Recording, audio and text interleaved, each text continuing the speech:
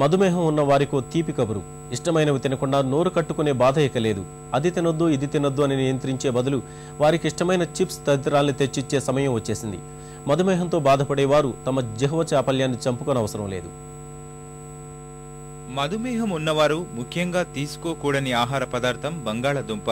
TV చూస్తోనో సినిమాకు వెళితేనో chips snacks తినని వారుండరు.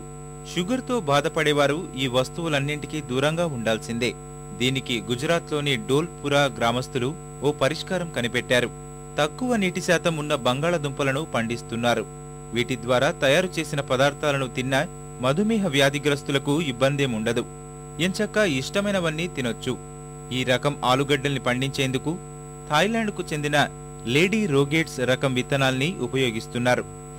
આ વેરાયટી સુગર ફ્રી છે એકદમ અને ડાયાબિટીસના દર્દીઓએ આનો ઉપયોગ કરી શકે છે અને ડ્રાય મેટરવાળા છે એટલે ફર માટે સારી છે. ખાવાના ઉપયોગમાં બહુ ઓછું થાય છે આનો ઉપયોગ, પણ જે પ્રોસેસ વેરાયટીઓ છે એમાં આ વધારે વપરાય છે.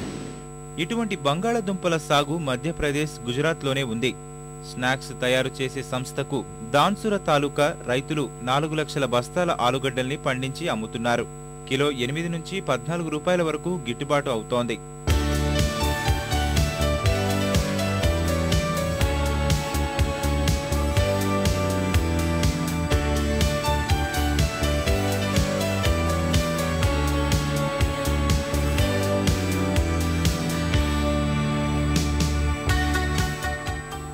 ఎర్రగా గట్టిగా ఉండే ఈ బంగాళదుంపల్ని నిత్య జీవితంలో ఉపయోగిస్తే ఆరోగ్యానికి మంచిదని నిపుణులంటున్నారు.